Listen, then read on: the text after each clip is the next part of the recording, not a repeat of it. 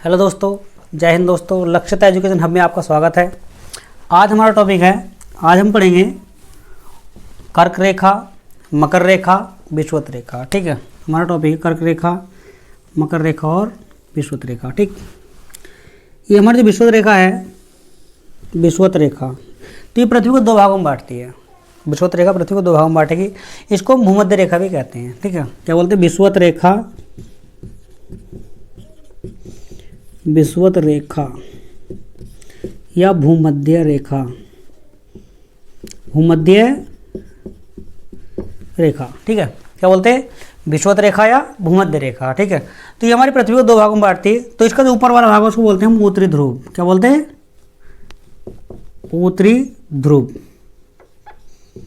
उत्तरी ध्रुव। जो दक्षिण वाला भाग है इसको बोलते हैं हम दक्षिण ध्रुव।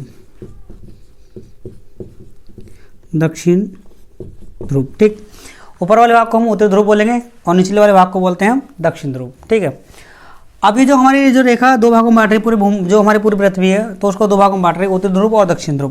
क्वेश्चन बनता है उत्तरी ध्रुव को अंग्रेजी में क्या बोलते हैं? इसका नाम अंग्रेजी में बोलते हैं इसको हम नॉर्थ पोल। North pole. इसको बोलते हैं हम साउथ पोल। क्या बोलते हैं? South pole. इसको बोलते हैं हम नॉर्थ पोल और इसको बोलते हैं साउथ पोल। ठीक है, यानी कि ऊपर वाले को नॉर्थ पोल और नीचे वाले को साउथ पोल। यानी ये हिंदी में बोलते हैं दक्षिण ध्रुव, अंग्रेजी में बोलते हैं साउथ पोल। इसको बोलते हैं उत्तरी ध्रुव, इसको बोलते हैं नॉर्थ पोल। कभी एग्जाम में आजकल इंग्लिश के नाम दे रहे हैं। ठीक है, तो हमें पता होना चाहिए नॉर्थ पोल कौन सा और साउथ पोल कौन सा। ठीक, बात करते हैं जो हमारी जो विषुवत रेखा ये 0 डिग्री पर खींची गई है। 0 डिग्री पर खींची गई है। विषुवत रेखा को 0 डिग्री पर खींचा गया है। ठीक है, अगर हम 23.5 डिग्री उत्तर की ओर चलते हैं, 23.5 डिग्री, कितना? 23.5 डिग्री, 23.5 डिग्री, और 23.5 डिग्री चलते हैं दक्षिण की ओर। ठीक, 23.5 डिग्री। तो अगर हम 23.5 डिग्री उत्तर की ओर चलते हैं तो 23.5 डिग्री ये काल्पनिक रेखाएं बोल दी जाती है। इनको क्या कहता है? ये सब सारी क्या रेखाएं हैं? ये काल्पनिक रेखाएं हैं। तो 23.5 डिग्री अगर उत्तर की ओर हम चलते हैं उसको बोलते हैं हम कर्क रेखा। क्या बोलते हैं? कर्क रेखा। कर्क रेखा 23.5 डिग्री यानी कि विषुवत रेखा या भूमध्य रेखा से 23.5 डिग्री उत्तर की ओर गुजरने वाली काल्पनिक रेखा को कर्क रेखा कहते हैं। और दक्षिण की ओर यानी विषुवत रेखा से दक्षिण 23.5 डिग्री दक्षिण की ओर खींची जाने वाली रेखा को मकर रेखा कहते हैं। मकर रेखा कहते हैं। ठीक, तो 23.5 डिग्री उत्तर की ओर कर्क रेखा और 23.5 डिग्री दक्षिण की ओर मकर रेखा। ठीक है, इसको बोला जाता कर्क रेखा, इसको बोला जाता मकर रेखा। अब बात करते हैं कि कर्क संक्रांति किसे कहते हैं, मकर संक्रांति किसे कहते हैं, विषुव संक्रांति किसे कहते हैं। ये सारे जो क्वेश्चन यहाँ इसके अंदर सारे मिल जाएंगे। देखो, सबसे पहले हमें क्या पढ़ना है, एक बार देखना कि विषुवत रेखा पूरे ग्लोब को कितने भागों में बांटती है? 2 भागों में, उत्तरी ध्रुव, दक्षिण ध्रुव, यानी कि नॉर्थ पोल और साउथ पोल। ठीक, और ये विषुवत रेखा 0 डिग्री पर खींची गई है। अगर इसके 23.5 डिग्री उत्तर की ओर जाएंगे तो कर्क रेखा। ठीक, और 23.5 डिग्री दक्षिण की ओर आएंगे तो मकर रेखा। कई बार एग्जाम पूछ लिया गया मकर रेखा कर्क रेखा से क्वेश्चन कई एग्जामों आ चुका है। ठीक है, हमने दोस्तों अपनी पृथ्वी की जो गतियां बताई थी, यानी घूर्णन गति, परिक्रमण गति, उन दोनों गतियों में बता चुके थे रात दिन कैसे होते हैं। ठीक है, रात दिन कैसे होते हैं, वो पृथ्वी की घूर्णन गति के कारण पता चल गया था। दैनिक गति जो है उसके कारण रात दिन होते हैं। बात करते हैं दिन छोटे और बड़े कैसे होते हैं। ठीक है, बात करते हैं छोटे दिन और बड़े दिन कैसे होते हैं। तो छोटे और बड़े दिन जो होते हैं, हमारा जो सूर्य है, सूर्य पृथ्वी को रोशनी देता, सूर्य के प्रकाश में पृथ्वी चमक रही। मैंने बताया सूर्य में नाभि का संलयन होता रहता है, तो इसी के कारण हम हमारी क्या पृथ्वी सूर्य प्रकाश में चमकती रहती है। ठीक है, अब बात करते हैं कि कर्क रेखा। कर्क रेखा इसको बोलते हैं हम कर्क संक्रांति बोलते हैं। क्या बोलते हैं? कर्क संक्रांति।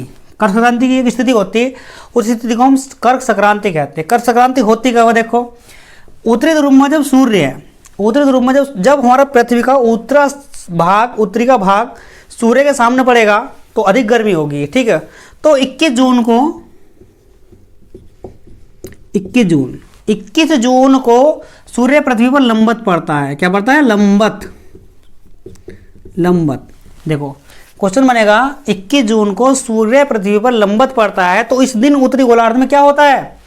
इस दिन उत्तरी गोलार्ध में सबसे बड़ा दिन होता है। सबसे बड़ा दिन, सबसे बड़ा दिन। देखो, क्वेश्चन बन गया 21 जून को उत्तरी गोलार्ध में सूर्य कर्क रेखा पर लंबवत पड़ता है, इस दिन उत्तरी गोलार्ध में सबसे बड़ा दिन होता है। ठीक है दोस्तों, उत्तरी गोलार्ध में सबसे बड़ा दिन होता है। क्वेश्चन बनेगा उत्तरी गोलार्ध में सबसे बड़ा दिन कौन सा होता है, तो 21 जून को उत्तरी गोलार्ध में सबसे बड़ा दिन होता है। बहुत इंपॉर्टेंट क्वेश्चन है, कई एग्जामों में आ चुका है। ठीक है, अब बात करते हैं इस स्थिति को क्या कहते हैं। इस स्थिति को कहते क्या, हाँ इस स्थिति को बोलते हैं कर्क संक्रांति।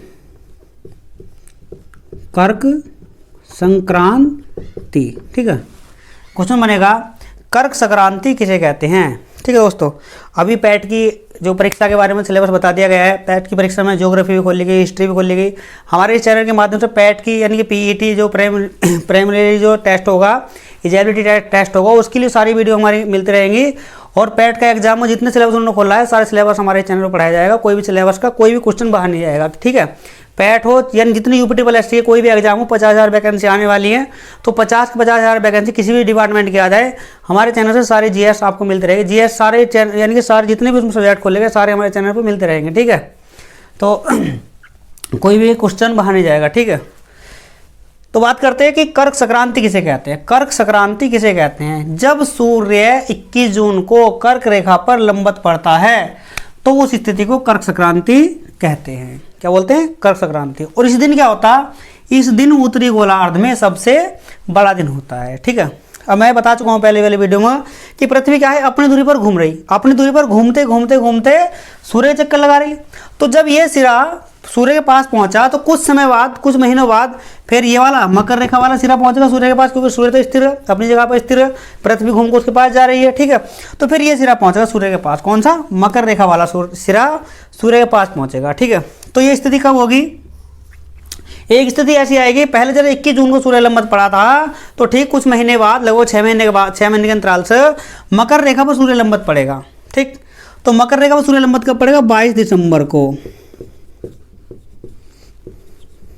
22 दिसंबर को, देखो 22 दिसंबर को, यहाँ क्या था, 21 जून था, 21 जून, यहाँ 22 दिसंबर को क्या पड़ेगा, लंबवत पड़ेगा। क्या, सूर्य क्या पड़ेगा, लंबवत। ठीक, तो सूर्य 22 दिसंबर को मकर रेखा पर लंबवत पड़ता है। तो इस दिन दक्षिण गोलार्ध में सबसे बड़ा दिन होता है, दक्षिण गोलार्ध में सबसे बड़ा दिन होता है। और इस स्थिति को बोलते क्या हम, इस स्थिति को हम बोलते हैं मकर संक्रांति। क्या बोलते हैं, मकर संक्रांति। मकर संक्रांति, ठीक है, क्या बोलते हैं, मकर संक्रांति। देखो उधर ऊपर हमारा कर्क संक्रांति, यानी 21 जून को कर्क संक्रांति और 22 दिसंबर को मकर संक्रांति। तो बनेगा क्वेश्चन कि दक्षिण गोलार्ध में सबसे बड़ा दिन कौन सा होगा, 22 दिसंबर होगा, सबसे बड़ा दिन होगा, सबसे बड़ा दिन कौन सा होगा, सबसे बड़ा दिन 22 दिसंबर सबसे बड़ा दिन होगा। ठीक है दोस्तों, अब बात करते हैं, एक क्वेश्चन बना, उत्तरी गोलार्ध में सबसे बड़ा दिन कौन सा होता है, तो कौन सा होगा, 21 जून। ठीक, सबसे बड़ा दिन कौन सा होगा, 21 जून। अब उत्तरी गोलार्ध में सबसे छोटा दिन कौन सा होगा, तो उत्तरी गोलार्ध में अगर सबसे छोटे दिन की बात करते हैं तो उत्तरी गोलार्ध में सबसे छोटा दिन होगा 22 दिसंबर। कौन सा होगा, 22 दिसंबर उत्तरी गोलार्ध में। उत्तरी गोलार्ध में सबसे छोटा दिन, देखो उत्तरी गोलार्ध में सबसे बड़ा दिन 21 जून और उत्तरी गोलार्ध में सबसे छोटा दिन कौन सा होगा, 22 दिसंबर होगा। उत्तरी गोलार्ध में सबसे छोटा दिन 22 दिसंबर होगा, सॉरी हाँ सही है। अब उत्तरी गोलार्ध में सबसे बड़ा दिन 21 जून, उत्तरी गोलार्ध में सबसे छोटा दिन कौन सा, 22 दिसंबर। अब बात करते हैं उत्तरी गोलार्ध में सबसे बड़ा दिन 21 जून, तो दक्षिण गोलार्ध में सबसे बड़ा दिन कौन सा होगा, तो सबसे बड़ा दिन होगा 22 दिसंबर। कौन सा होगा, 22 दिसंबर। देखो दक्षिण गोलार्ध में 22 दिसंबर सबसे बड़ा दिन होता है, जबकि उत्तरी गोलार्ध में 22 दिसंबर सबसे छोटा दिन होता है। ठीक है, अब क्वेश्चन 2 हमारे कंप्लीट हुए। 2 क्या, उत्तरी गोलार्ध में सबसे बड़ा दिन 21 जून और 22 दिसंबर उत्तरी गोलार्ध में सबसे छोटा दिन होता है। तो इसको बोलते हैं हम कर्क संक्रांति और इसको बोलते हैं मकर संक्रांति। ठीक है, दोनों हमारे क्लियर हो गए। अब बात करते हैं कि एक ऐसी स्थिति आती है पूरे साल में 2 बार ऐसी स्थिति आती है कि जो संपूर्ण धरातल पर रात और दिन बराबर होते हैं। संपूर्ण धरातल पर रात और दिन बराबर होते हैं, ऐसी स्थिति वर्ष में 2 बार आती। तो वो कब कब आती है, देखो वो आएगी, एक बार तो आएगी 23 मार्च को, वो 23 मार्च को। ठीक है, कितना, 23 मार्च, सॉरी 21 मार्च, 21 मार्च और 23 सितंबर, 23 सितंबर, 21 मार्च और 23 सितंबर। देखो 21 मार्च और 23 सितंबर को संपूर्ण धरातल पर पूरे विश्व में रात और दिन बराबर होते हैं। मतलब क्या, रात 12 घंटे की रात और 12 घंटे के दिन होते हैं। इस दिन क्या होता, इन दोनों स्थितियों में क्या होता, सूर्य विषुवत रेखा पर लंबवत होता है। यानी कि सूर्य जो हमारी विषुवत रेखा बताई थी ये, तो सूर्य विषुवत रेखा पर लंबवत होता है। क्वेश्चन बनता है, जब सूर्य विषुवत रेखा पर लंबवत होता है तो संपूर्ण धरातल पर रात और दिन बराबर होते हैं। संपूर्ण धरातल पर रात और दिन बराबर होते हैं। तो कौन कौन तारीख को होता है, 21 मार्च और 23 सितंबर को संपूर्ण धरातल पर रात और दिन बराबर होते हैं। क्वेश्चन बनेगा, कौन कौन से दिनांक को, कौन कौन सी तिथि को संपूर्ण धरातल पर रात और दिन बराबर होते हैं। तो 21 मार्च और 23 सितंबर को रात और दिन बराबर होते हैं। रात दिन कैसे होते हैं, बराबर होते हैं, बराबर होते हैं। अब जब सूर्य विषुवत रेखा पर लंबवत पड़ता है, इस स्थिति को क्या बोलते हैं, इसको बोलते हैं विषुव संक्रांति। क्या बोलेंगे, विषुव संक्रांति। क्या बोलते हैं, विषुव संक्रांति। ठीक है, विषुव संक्रांति। देखो 21 जून को कर्क संक्रांति, 22 दिसंबर को मकर संक्रांति और 21 मार्च और 23 सितंबर को क्या बोलते हैं हम, विषुव संक्रांति बोलते हैं, विषुव संक्रांति कहते हैं। अब देखो सारे क्वेश्चन, छोटे बड़े वाले दिन के सारे क्वेश्चन, बराबर वाले दिन के सारे क्वेश्चन इस वीडियो के अंदर आ चुके हैं। देखो एक बार मैं दोबारा समझा रहा हूँ। क्वेश्चन बनेगा, उत्तरी गोलार्ध में सबसे बड़ा दिन कौन सा होता है, 21 जून। क्वेश्चन बनता, उत्तरी गोलार्ध में सबसे छोटा दिन कौन सा होगा, 22 दिसंबर। ठीक। क्वेश्चन बनता, दक्षिण गोलार्ध में सबसे बड़ा दिन कौन सा होगा, 22 दिसंबर। दक्षिण गोलार्ध में सबसे छोटा दिन कौन सा होगा, 21 जून। ठीक।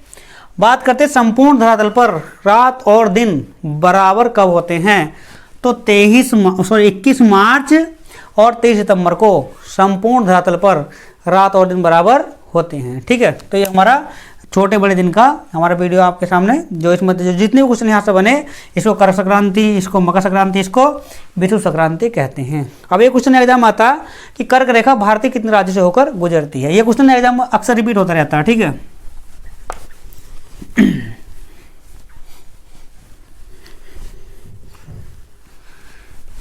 इसकी आसान सी ट्रिक है बिल्कुल। कर्क रेखा भारत के कितने राज्यों से होकर गुजरती है, तो कर्क रेखा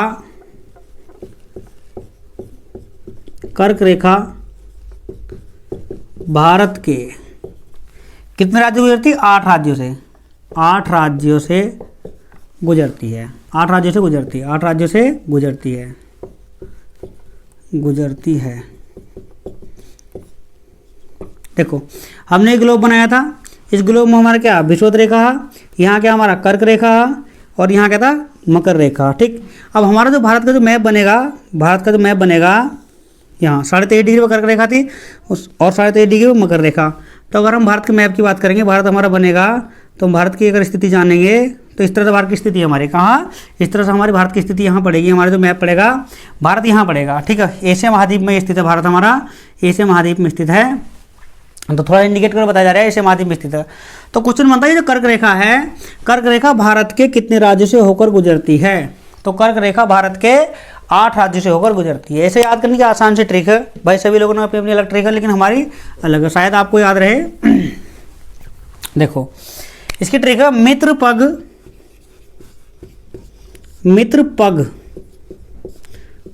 मच्छी झार,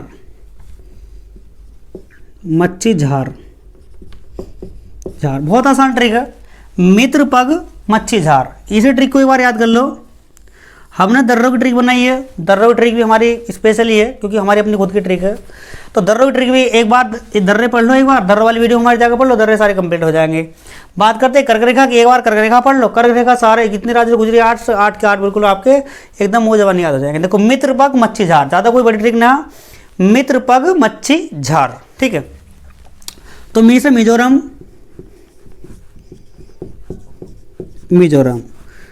त्री से त्रिपुरा,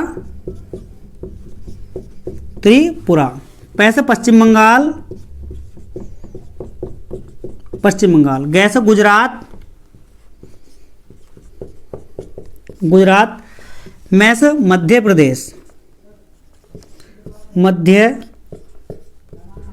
प्रदेश। 6 से छत्तीसगढ़, छत्तीसगढ़।